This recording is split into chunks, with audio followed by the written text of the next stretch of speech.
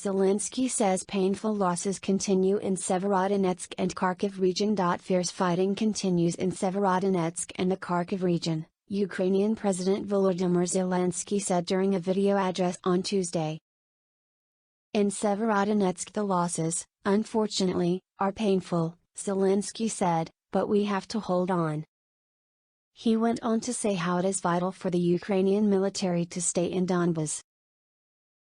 The more losses the enemy suffers there, the less strength they will have to continue the aggression. Therefore, the Donbas direction is key to determining who will dominate in the coming weeks, Zelensky said.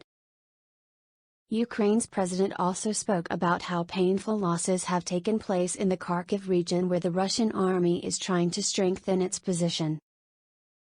Fighting for this direction continues, and we still have to fight hard to fight for complete security for Kharkiv and the region, Zelensky said. Fierce battles are occurring in Izium, to the south of Kharkiv, according to local official Maxim Strelnyk. Strelnyk, the deputy of Izium's city council, tells CNN that Russian forces are trying to move in the direction of Slavyansk and Barvinkov. Ukrainian armed forces have been able to liberate some settlements on the outskirts of Izium with counterattacks. Strelnyk estimates 15,000 civilians remain in Izium and the city lacks electricity, water, gas, mobile communications and internet. According to the official, about 80% of the infrastructure has been destroyed in Izium. Ukrainian president pleads for anti-missile weapon systems. Ukrainian President Volodymyr Zelensky said the country does not have a sufficient amount of modern anti-missile weapon systems and the procrastination in obtaining them cannot be justified. In a video address on Tuesday, Zelensky pleaded for Ukraine's partners to provide modern anti-missile weapons and said this week there will be many important talks with not just European politicians who are able to provide Ukraine with modern anti-missile system. Even though there are fewer and fewer modern missiles in Russia with each passing day, Ukraine's need for such systems remains. Because Russia still has enough Soviet types of missiles, which are even more dangerous. They are many times less accurate, and therefore many times more threatening civilian objects and ordinary residential buildings, Zelensky said. Ukraine received 10% of military assistance requested from Western partners, Deputy Defense Minister says. Ukraine has received only 10% of military assistance requested from Western partners, according to the country's Deputy Defense Minister. Speaking in televised remarks, Ukraine's Deputy Defense Minister Hanna Maliar said whatever efforts we put, no matter how professional our army is, without the assistance of our Western partners Ukraine will not be able to win this war. Earlier today CNN reported the U.S. expects more announcements of weapons and equipment packages to Ukraine during a key meeting of nearly 50 countries known as the Ukraine Contact Group on Wednesday, according to a senior U.S. defense official. Ukrainian officials have warned that Russia is gaining ground in the Donbas region of eastern Ukraine, specifically in the city of Severodonetsk, which has seen some of the heaviest fighting recently. Without an influx of more weapons, some Ukrainian officials have said it will be increasingly difficult to halt Russia's incremental progress or reclaim occupied ground in the region. We hear what they're saying, we absolutely hear what they're saying, said the senior defense official, who spoke of the urgency of the group's meeting in Brussels. The official would not detail what countries would be announcing new security packages or what those shipments would include but noted that the U.S. works very closely with other countries to figure out what Ukraine's armed forces need and then find those systems to send over. Previous reporting from CNN's Oren Lieberman contributed to this report. Mayor of captured Ukrainian town switches sides. Ukraine's General Prosecutor's Office said the mayor of Sviatohorsk, Volodymyr Bandura, is being investigated for suspicions of treason committed under martial law. On Tuesday, Ukraine's General Prosecutor's Office said the mayor is under investigation for moving to the side of the enemy and spreading through the media an appeal in which he promoted the ideas of the Russian world. Russian forces recently captured Sviatohorsk. CNN was unable to reach Bandura directly. In an announcement on the website of Ukraine's General Prosecutor's Office, the prosecutor accused Bandura of agreeing to the proposal by the Russian Federation to take a position to head the temporarily occupied Sviatohorsk. On Monday, the leader of the so pro-Russian, self-proclaimed Donetsk People's Republic, DPR, in eastern Ukraine claimed Bandura had joined the DPR. "We have been in touch with him for a long time. He was waiting, like many residents of Sviatohorsk, for liberation, and he supports a special military operation," Denis Pushilin said in a post on Telegram. Pushilin posted a photo of himself meeting with the mayor. Sviatohorsk, in eastern Ukraine's Donetsk region, is the site of a prominent monastery that sustained damage in recent weeks during Russia's advance. It lies on the Siversky Donets River, and is a key prize in Russia's advance toward Slavyansk, to the south. For obvious reasons he had to hide his position. The task was to keep people safe, Pushilin said of Bandura on Telegram. At a difficult time, Vladimir did not leave his post. "He is respected and supported by the residents, so I offered him the position of the head of Sviatohorsk city administration," Pushilin said. He said that the monastery, or Sviatohorsk Lavra, was intact but needs repairs. Additional bodies of Russian and Ukrainian soldiers to be repatriated in exchange, official says. As part of an exchange, the bodies of 56 Russian soldiers are being repatriated to Russia by Ukraine's government, Oleg Kotenko, Ukraine's Commissioner for Persons Missing in Special Circumstances, tells CNN. The bodies of another 64 Ukrainian soldiers who died defending the Azovstal steel plant in Mariupol, southeast Ukraine, have been repatriated to government-controlled territory, Ukraine's Ministry of Temporarily Occupied Territories said Tuesday. Ukraine and Russia have committed to an exchange of bodies as part of the agreement that ended that siege, according to Ukraine's Ministry of Temporarily Occupied Territories. This is the third exchange of bodies to have taken place, Kotenko said. He added similar exchanges are planned in the future, and the timings of the next exchange will depend on the identification of the bodies on both the Russian and Ukrainian sides. Olena Tolkachova, chief of the Azov Regiment Patronage Services, told CNN she has been working in a morgue to help identify soldiers and civilians from Mariupol, including the 64 soldiers who were from the Azovstal steel plant who were repatriated. She tells CNN the Ukrainian bodies are being gathered by the Russians and loaded into their refrigerator, and then the bodies are reloaded into the morgue's refrigerator. She said oftentimes those who work at the morgue recognize the bodies by their tattoos or personal belongings because they are soldiers from within their regiment. Tolkachova said getting DNA to confirm the bodies with relatives is a complicated process that takes up to 3 months. CNN did not immediately hear back from its request for comment from Russia's Ministry of Defense. U.S. expects more announcements of weapons to Ukraine during key meeting Wednesday of nearly 50 countries. The U.S. expects more announcements of weapons and equipment packages to Ukraine during a key meeting of nearly 50 countries known as the Ukraine Contact Group on Wednesday, according to a senior U.S. defense official. Ukrainian officials have warned that Russia is gaining ground in the Donbas region of eastern Ukraine, specifically in the city of Severodonetsk, which has seen some of the heaviest fighting recently. Without an influx of more weapons, some Ukrainian officials have said it will be increasingly difficult to halt Russia's incremental progress or reclaim occupied ground in the region. We hear what they're saying, we absolutely hear what they're saying, said the senior defense official, who spoke of the urgency of the group's meeting Thursday in Brussels. The official would not detail what countries would be announcing new security packages or what those shipments would include, but noted that the U.S. works very closely with other countries to figure out what Ukraine's armed forces need and then find those systems to send over. The official would also not say whether the U.S. would have a new package to announce, but said U.S. President Biden's administration is already working on the next package. It's a constant drumbeat because it's a constant battle with constantly evolving urgent requirements, the official told a group of reporters traveling with Defense Secretary Lloyd Austin.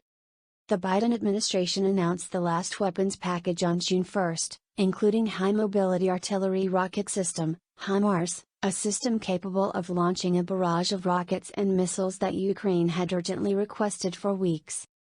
The $700 million package was the first time the administration had drawn from the new $40 billion aid package for Ukraine, which received bipartisan support in Congress.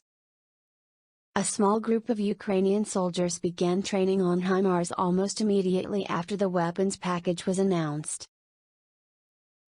But the system, which requires 3 weeks of training, has not yet entered the fight. The senior defense official would only say that it will enter Ukraine soon. The U.S. has taken on some risk to its own military readiness in sending weapons and equipment to Ukraine, Army Secretary Christine Wormuth said earlier this month, but it was not an unacceptable level of risk at all. The senior defense official said the U.S. and its allies had a significant amount of equipment still available to send to Ukraine. We have far from exhausted the resource and the multi-country security assistance for this battle on Ukrainian territory, the official said.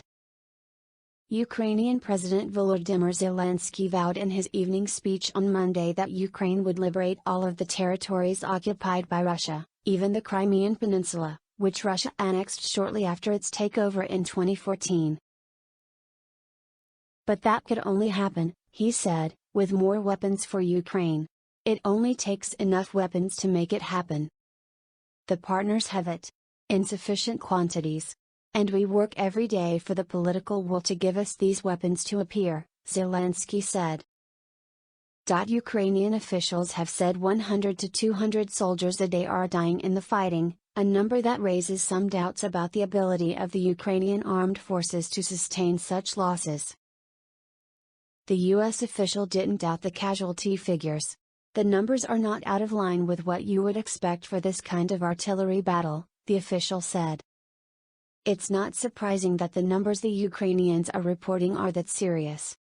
But the official said the U.S. has not seen a flagging of Ukrainian morale to remain in the fight, even as the conflict becomes a grinding, brutal battle of artillery that may favor the firepower and manpower of Russia's military. The official sounded a more optimistic note about the state of the fight, even as Russia appears to be gaining momentum in the Donbas region. Problems of morale, poor command, and supply issues have plagued the Russian military since the beginning of the invasion. Russia was able to paper over some of those issues when the focus shifted to eastern Ukraine, since the battlefield bordered Russia, making it much easier to send supplies the short distance to units on the front line. A lot of Russia's high-end equipment has already been destroyed, the official said, forcing them to rely on older models. At the same time, Russia's stock of precision munitions are dwindling, leading to the use of more artillery, which has had devastating consequences with its lack of precision. Sanctions and export restrictions have also made it harder to resupply their high-end capabilities, the official said. Despite all the challenges the Russians have faced, both self-made and the result of Ukraine's counterattacks, Russia still retains its biggest advantage, the sheer size of its military. But that doesn't mean Russia is guaranteed victory, even if Russian President Vladimir Putin has shown no indication that he is considering scaling back his goals. It's not so clear where the advantages and disadvantages fall. There are strains on both sides, the official said. Russia bans 49 UK citizens, including 29 journalists. Russia published on Tuesday an updated stop list banning a total of 49 UK citizens from entering the country. The updated list includes 29 journalists and 20 UK citizens who Russia believes to be associated with the UK defence industry, according to a statement by the Russian Foreign Ministry. The statement by the Russian Foreign Ministry says the stop list was updated following the British government's introduction of personal sanctions against leading Russian journalists and on heads of companies of the domestic defence complex.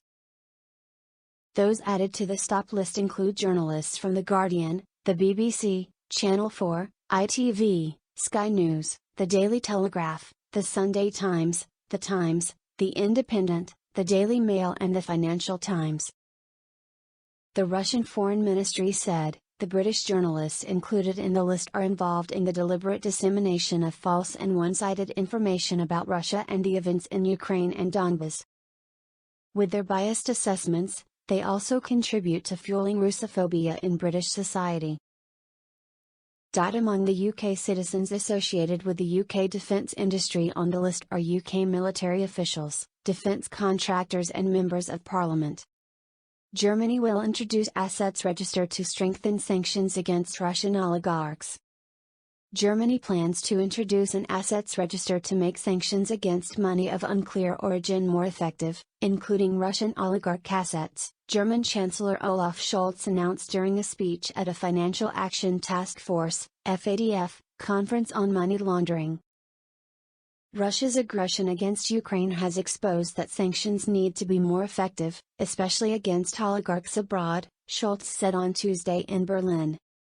Germany will facilitate whistleblowing by establishing a special hotline, Scholz said. Russia's war against Ukraine marks a watershed for all of us because it threatens the global order itself, Scholz reiterated. Russia calls on Ukrainian fighters to lay down their arms in Severodonetsk. Russia's Ministry of Defense on Tuesday called on Ukrainian fighters in Severodonetsk to lay down their arms, as has already happened to your comrades who previously surrendered in Mariupol. We call on the official authorities in Kiev to show prudence and give appropriate instructions to the militants to stop their senseless resistance and withdraw from the territory of Azov plant, the ministry said in a news statement. The ministry said that it was prepared to conduct a humanitarian operation on Wednesday to evacuate civilians from the Ukrainian-held Azov chemical plant to Russian-held territory to the north. The Russian military announced their readiness to conduct a humanitarian operation to evacuate civilians from Azov in the northern direction, towards the town of Sawadoe, in Russian-occupied territory, the ministry said, adding that Russia will open an evacuation corridor for civilians on Wednesday between 8 a.m. and 8 p.m. Moscow time. The Ukrainian head of the Severodonetsk military administration said Tuesday that just over 500 civilians continued to shelter in the Azov chemical plant, which is still under Ukrainian control, and which authorities say has been the target of intense shelling by Russian forces. Russia's Ministry of Defense claimed that Ukraine had requested a corridor to evacuate civilians to Ukrainian-held territory, in Lysychansk, but that it is not possible to safely evacuate in this direction because all three major bridges are impassable. CNN has reached out to Ukrainian authorities for comment. Serhiy Haidai, head of the Luhansk region military administration, said Monday that crossing between Severodonetsk and Lysychansk was now difficult, but not impossible, and Ukrainian authorities said Tuesday that evacuations were slow because of the constant bombardment but still possible. In calling for Ukrainian fighters to surrender, Russia's Ministry of Defense said that it would guarantee the preservation of lives and the observance of all norms of the Geneva Convention for the Treatment of Prisoners of War, as happened to your comrades who previously surrendered in Mariupol.